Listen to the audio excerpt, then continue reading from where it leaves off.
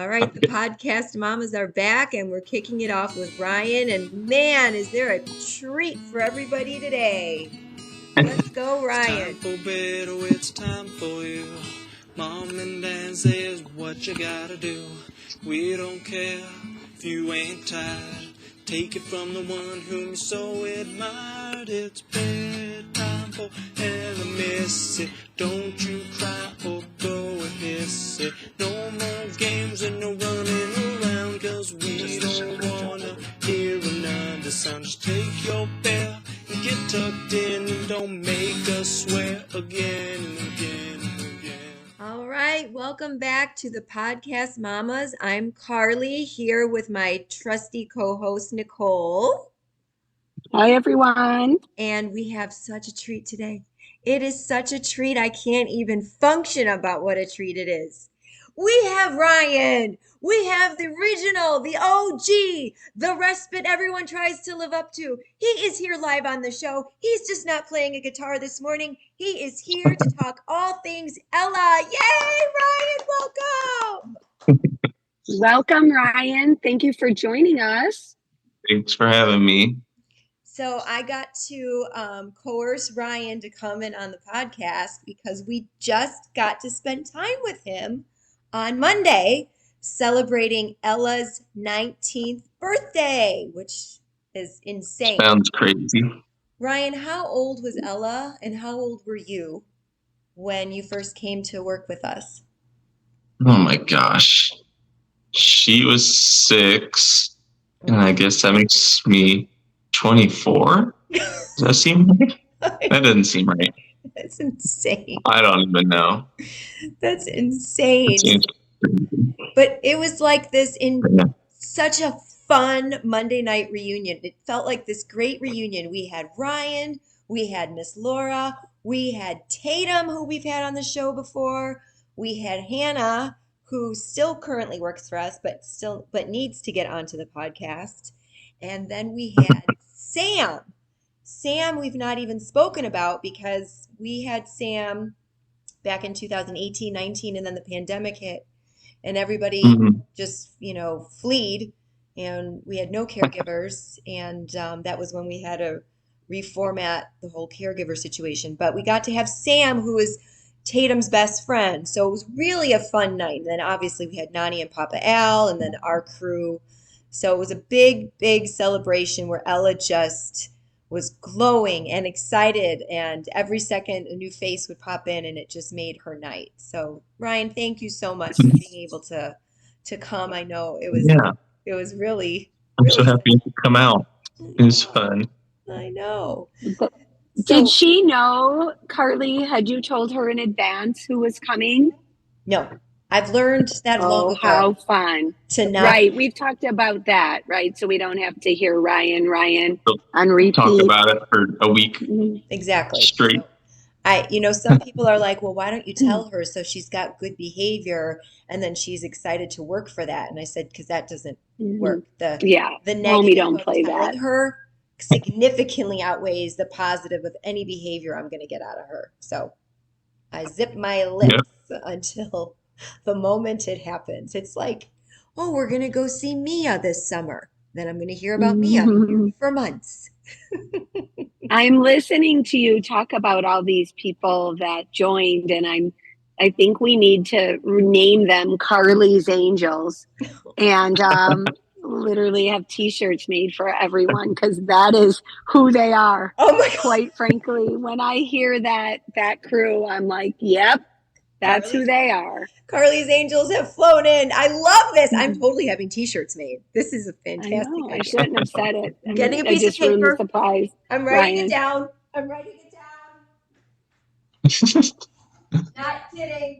Not kidding. All right, So, Ryan, I'm so excited to have you on because I basically feel like I know you very well, even though I don't at all, but I feel like I do. And I every week get to see a video of you years ago playing it. So now I feel like it's mature Ryan who's joining us. And then also, well, of course, it's just, I know what a big part of the Park Hills life you've been, and how helpful you have been. So it's just super exciting, because in my world, all those years, you were like the Manny. That's what I called you. Like, I'm like, Right. is the Manny coming over? Is the Manny? Yeah. Because, I mean, and everyone wanted a Ryan, by the way. We all wanted a Ryan. You should just know that. Just someone helpful and intuitive and just awesome with everyone. So thanks for being here today. Thanks for saying that. Well, it's undeniably true. In fact, we were laughing on Monday night about how Ella's relationship with Ryan is like a love-hate, you know? She loves him. She, Yeah. she doesn't like to share him, as evidenced by her one birthday where we dressed Ryan up as Prince Charming for, for Ella's birthday ball. And he was supposed to stand there and greet all of the princesses as they came into the party. And every time he would pose for a photo with one of these princess guests, Ella would cry because Oh, Ella. she didn't want to share him. But then on that same token, if it was an average Wednesday night when Ryan would be working her to the bone to do her speech, her math, her writing, or whatever it may be, she would get up out of her chair, go to the laundry room to get Ryan's shoes, and put them at the door and say, "It's time to go." Say, go home. Go home. Ryan. We are done with you today, Ryan. I mean, it is the beauty of what we've spoken about with people who have these special needs. There's no filter, there's no tact. It just is what it is. You are getting everything as it comes. No sugarcoating. You need to leave, or I love you the most. That's how it goes all the time.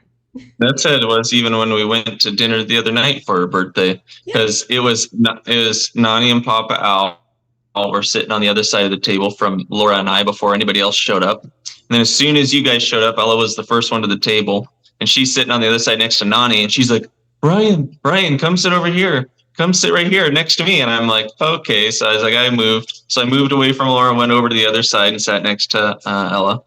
And then everybody else started showing up, and then Tatum shows up, and then she's like, Ryan, move. And I'm like, what? What the heck? And then she's like, move. And I thought it was so funny because she didn't sit, she like, Nani's on one side and then I'm on the other. And you think maybe if let's say me and Tatum are her favorite this evening and she wants to sit next to her, you think she might turn next to Nani and be like, Nani, could you move or something, Right. She didn't even think to talk to Nani. She's just straight, Ryan, move. And I'm like, what the heck? You're just giving me up so easily. She's like, move. She did. It was so heartless. I mean, so heartless. I know. It's unbelievable. She's literally grabbing my stuff and moving it to the other side of the table. Move. I'm like, Ella. I didn't even catch what was the scene like at that end of the table with Hannah. What do you mean? Well, what was it like? Yeah, was she, did she include Hannah? Did she just totally disregard Hannah? What was that? No, she was like, I don't know. Yeah, she was interacting with everybody. I mean, she just mostly wanted to spend most of her time with Tatum, it looked like. Wherever Tatum was, she was turning and showing her all the stuff and looking through photos on the phone and opening presents and whatever. So yeah, she has a big affinity for Tatum because Tatum is not hard on her. Tatum is not hard with her. So they have a lot of silly moments together, and a lot of moments where Ella would like little dance parties and everything. Yeah, and she'll do that with Hannah too. But Hannah can be really tough on her, and it's. I know, I can tell. Mm-hmm. They were funny because Hannah hates Rainbow One. Because Rainbow One is so just destroyed at this point. It's just so old and decrepit. Yes. losing all this fur. And she's like, Rainbow One needs to go. And Ella's like, no. Oh. It's funny. So Ryan, Nicole has, obviously her own set of kiddos that she has raised up to this glorious age of 17 and 13. And, she's, gone through the mothering situations of needing caregivers from time to time, having them, just same deal as over here, but obviously we're a little bit more intense. So, maybe there's an opportunity here for you to share in your experience about how you have raised. I mean, you essentially raised Chase and Carter as well as alongside Ella. And do you recall how many years were you here as a primary caregiver? It was like 10 years, right? I think so, yeah. Was it that long? Yeah. Yeah, 9 or 10. Yeah. Wow. 9 or 10 years. Wow. I know. So maybe you can share a little bit about the differences or the challenges or the dynamics of what it was like bringing up Park Hills in this house. Well, I have to interject really quick, Ryan. I mean, that's probably a very hard question, Carly. I think what Carly is maybe inferring is you had a lot of moving pieces there, I'm sure, between Ella's special needs, right? And then you have, I'm just going to say it, just boys. And 2 of them that probably wanted your attention. I'm going to say even more just because, like, you were this young, cool, hip guy, don't you think? Yeah, I'm sure.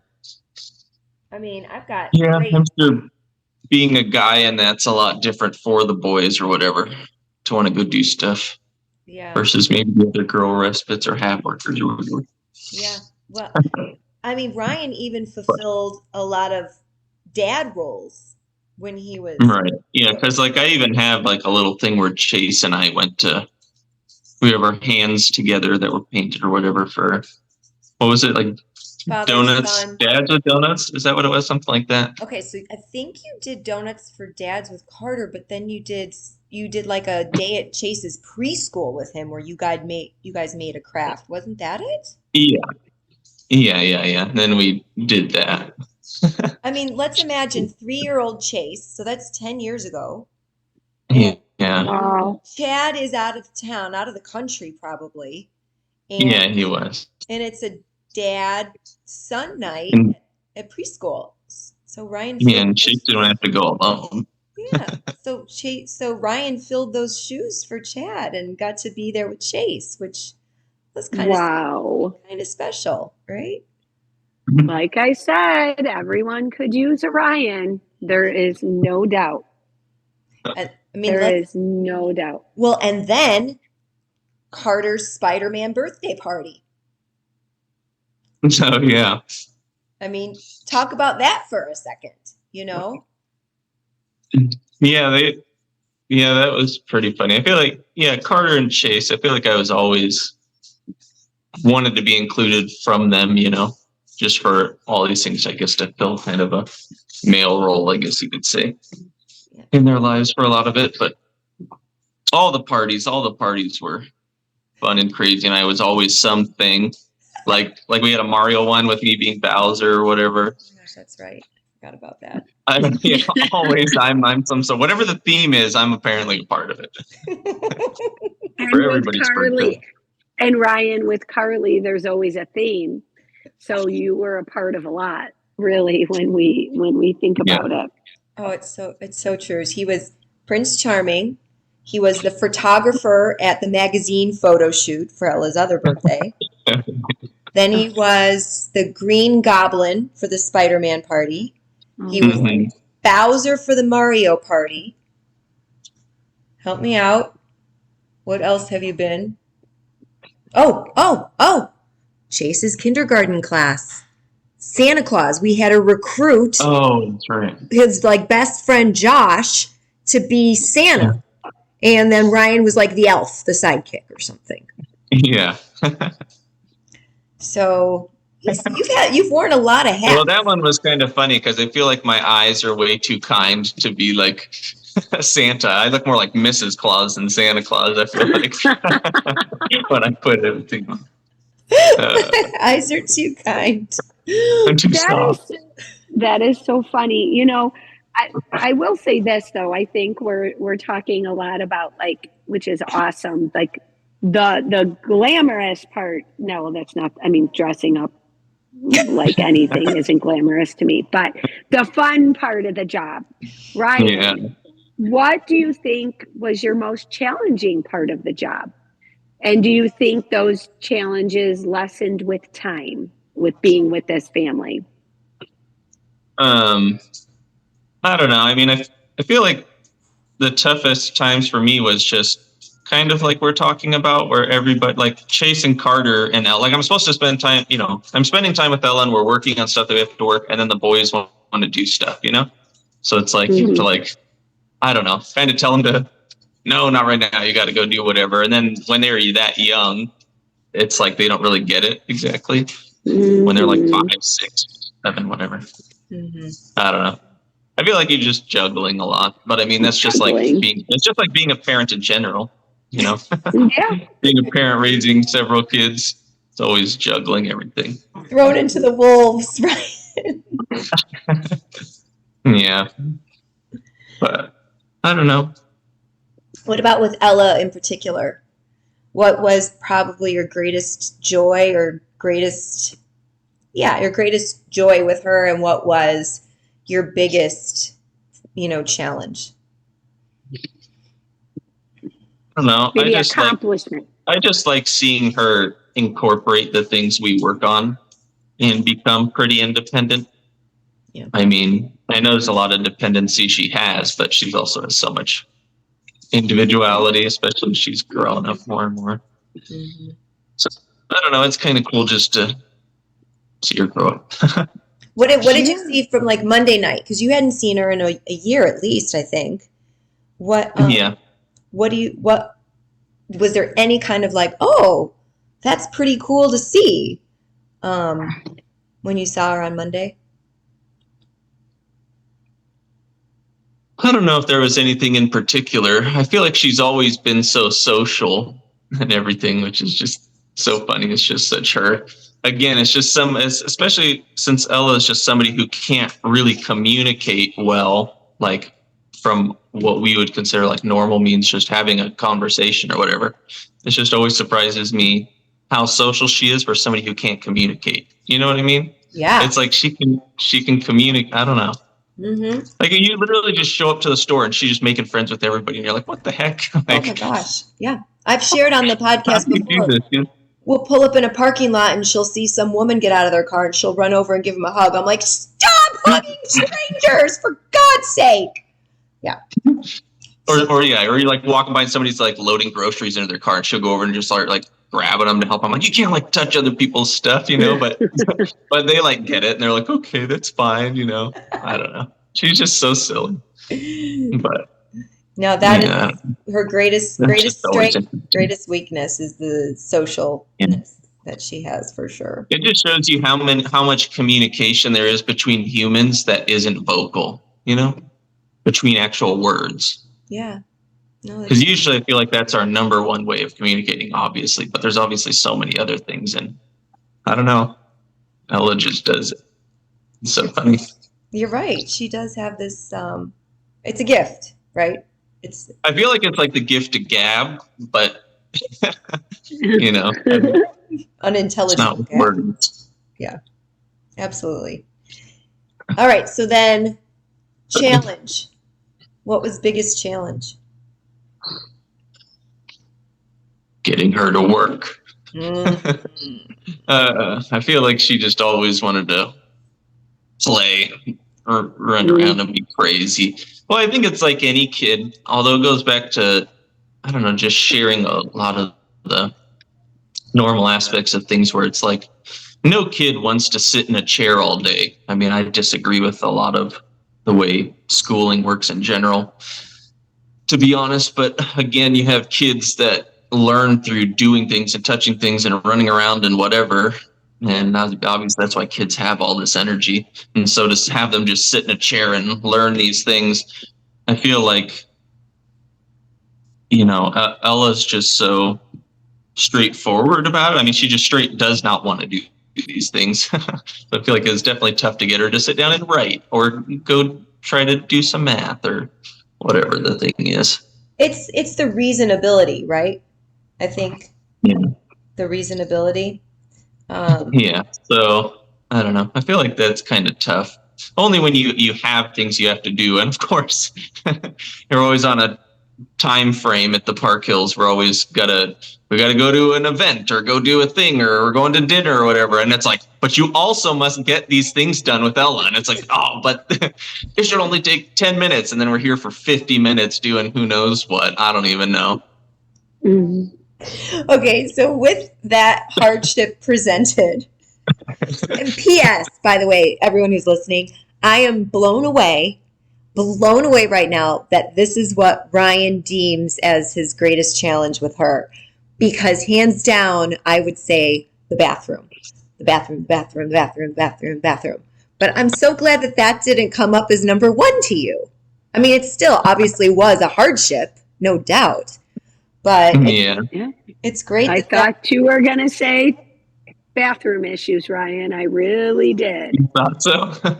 I did. But sure. I want to share what Ella's current teacher wrote to me yesterday on the piggybacking on what Ryan just shared as his hardship. Here we go. Hello, Carly. It looks like Ella had a fabulous birthday on Monday. She seemed very tired today, Tuesday, and kept crying for you. Today, we did have her go to the sensory room where she fell asleep. I was wondering if we could speak one day about this behavior.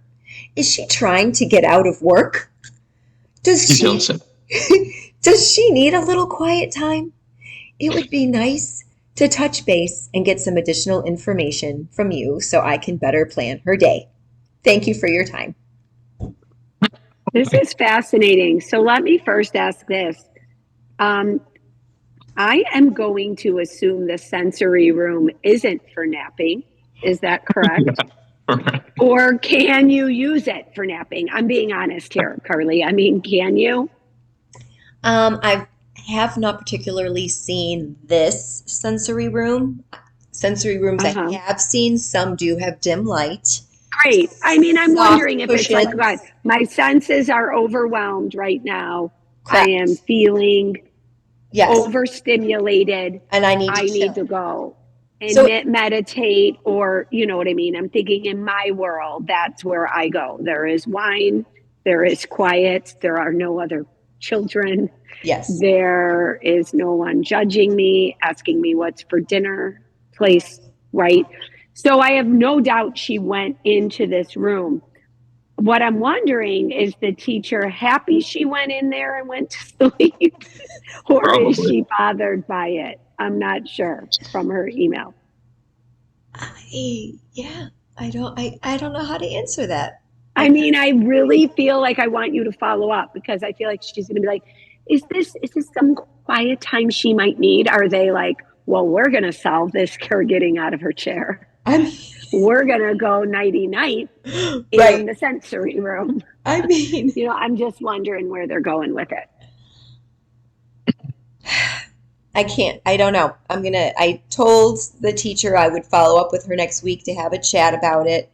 It is not surprising to me anytime Ella falls asleep, because she gets wired and is crazy a lot of the time. Well, and she doesn't sleep well, right? Like, she doesn't sleep well at night. There's other things going on, right? So I am not at all surprised that she's tired. Yeah, so does she still have the oxygen and all that stuff? Does she? But she had sleep apnea and all that, right? Yeah, the most recent sleep study did determine that she oxygenates well enough to where she does not need to wear like a CPAP machine at Oh. night, which is good. Okay.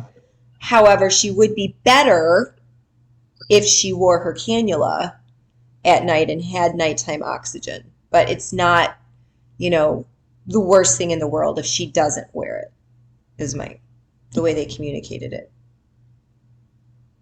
Okay. I mean, obviously she's going to be tired during the day when she didn't sleep at all that night. Yeah, and I can't. But the thing is, not that I'm sure she isn't tired or whatever, but if you were to pick her up, she probably wouldn't come home and go to sleep. She'd probably come home and get into trouble, run around, want to go outside, want to play, want to jump, listen to music, whatever. It's just a coping mechanism for like being at school. And I think because the same thing happens when I sit down with her, or used to sit down with her and go through homework or whatever. Immediately there's a million reasons we don't want to be here. Oh, I got to do this thing, or oh, I'm whatever, or she's trying to fall asleep or whatever. But if I turn around and we're like, you want to go outside and shoot hoops or whatever, she's like, yeah, okay, let's go, blah blah blah. It's like all of a sudden those things disappeared. So it's a usual. I mean, Ella's really good at that, at like having excuses for whatever. And I feel like that's a perfect example. If you were saying like, Nina's coming over or whatever, it's like all of a sudden that's all she'll talk about. So it's like a thing to, I don't know. It's just a sidetrack. She'll sidetrack you with just about anything. So I feel like, at school she goes and if she's worked too hard, she's going to just try and fall asleep on you. She just breaks down. She just breaks down and doesn't want to do that anymore. And sidetracks with something. I know. So no surprise she wants to just try to sleep through school. Right. And of course they don't want to pressure her, right? They don't want to push her too hard and have problems. And I'm sure it's easier for them just to be like, okay, go to this room and go to sleep. Well, and have an excuse not to have to deal with her throwing things around or whatever she gets into. Well, I mean, right? It's essentially what the teacher said. Do you think she needs more of this? And to add on to that, like it's not just the falling asleep bit, because that's actually not as annoying as the humming, the whining, and the humming. I mean, you could put her in a room with a prisoner of war if you wanted to get information out of that prisoner, and that would get the job done, because it gets into your brain neurons and the synapses stop working. So your brain stops functioning because all you hear is, it's unbelievable. So if she's whining and crying prior to the passing out, it is very conceivable that the teacher would be like, get your booty to the sensory room. I can't listen to this anymore. Yeah. And I feel like she also does the same thing where it's like the teachers feel like they have to help. Whereas, like, let's say she's like, my stomach hurts. My stomach hurts. My stomach hurts. And they're like, okay, well, they want to try to do something. So they send her to the nurse's office where she goes to sleep. Yeah. Or she goes to party. Whatever. She goes to party. And then it's just easy sometimes to just tell that she's faking it, Not that there aren't times at which it occurs, but right. Most of the time it's again, just another sidetrack. Refocus. Ryan, she's very good at that. When you talk about this, Ryan, do you just have the sigh of relief that you're like, oh, I don't have to deal with that anymore? I have such peace and harmony in my brain. My life is so calm. And we tried to recruit Ryan to come back a couple times to be a teacher, and he's like, I think I'm going to pass. No, if only we could get stuff done. You definitely served your time in the Park Hill Penitentiary very well. Very well. And I say that because our Wi-Fi is called Alcatraz, by the way. Oh yeah. Oh my gosh. Well, give us a fun Ella story to share, because we've got about 6 minutes left, and I know you've got some sort of a juicy, fun, or something that maybe sticks out, or you think of her fondly, maybe, or maybe not so fondly. Maybe that sticks out more. I Um, don't know. I don't know that any come to the top of my head, but I'm sure there's a million. I feel like every day was some sort of event oh my for God. one reason or another. Um, Gosh, I don't know. I was telling uh, Chad when we were doing um, after her little birthday dinner the other night. We're outside taking pictures, group photos, whatever. Yeah. And I was looking at Ella, and then I turned to Chad, and I'm like, you know what I'm really surprised about? I was like, I cannot believe how good Ella's knees look, Oh, because for years oh, her motor skills were like running around. She always wanted to run. I mean, she had nothing but energy and wanted to just get into stuff and run around and whatever. But she just could. When as soon as she'd start running, she would just fall. yeah. But just always. I mean, 4 times a day you'd have to you'd have to put band-aids on. Her knees would just be bloody, like every day, all day, every day. I mean, I don't know. It didn't matter where we were going. She would fall, and the number one thing were her knees or her elbows, and Yes. they would just be scraped up. And I was thinking, just looking, I feel like her knees should be so scarred, Yeah. like legitimately. It's literally just blood scrape running down her, like serious scrapes Yeah. every day. I mean, at one point we thought we needed amniotic tissue to regrow some sort of skin cells because it was so bad and we couldn't get it to heal because she just kept falling. In Oh, fact, makes Ryan cringe. Ryan was the one time. So Ryan has this great personality. He's super chill. Nothing rattles him. And that's what was really nice about having him around, especially when Chad was at the peak of his traveling in his job.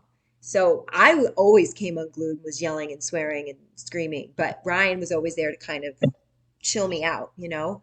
There was one time when Ryan came unglued a little bit, and it was the coffee table. I The know. Oh my gosh. Do you want to share that one? Sure. That was actually one of the first things that came to mind that led me to thinking about her knees, because not even sure I wanted to share this one. No, it's funny, not funny. Hmm. But this was, again, she just couldn't control herself when she just started running. I don't even know. What did you say? It's kind of like when she runs like Phoebe Yeah, Phoebe from McQuaid from Friends.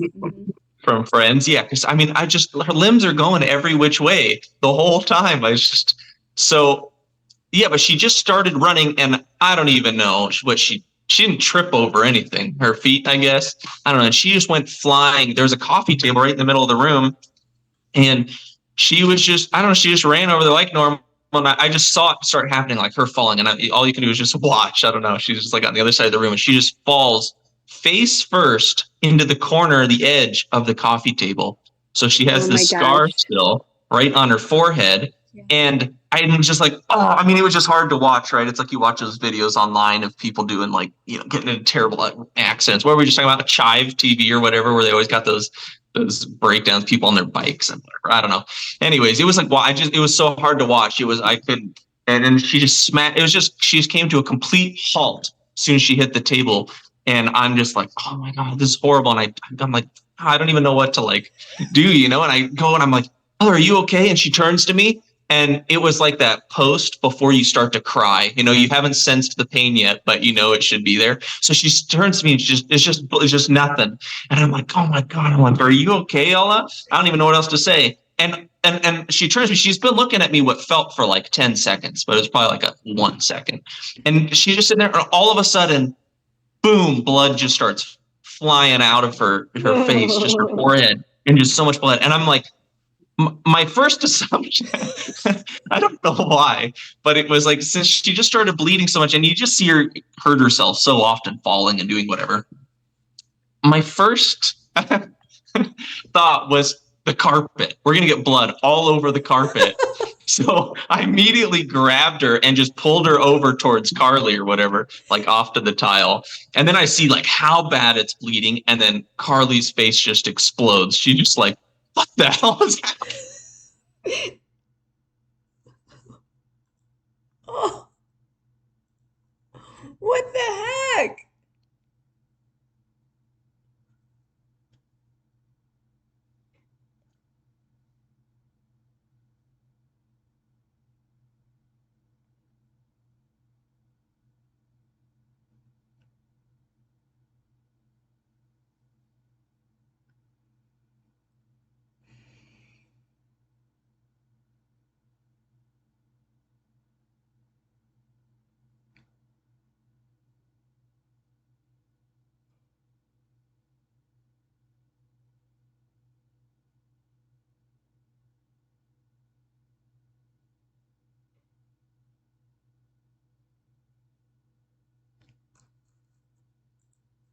And that concludes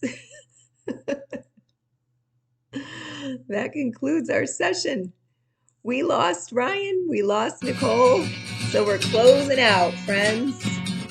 Thanks so much for being here on the podcast, mamas. Remember to have a grateful heart because it's truly a magnet for miracles every day. Very thankful.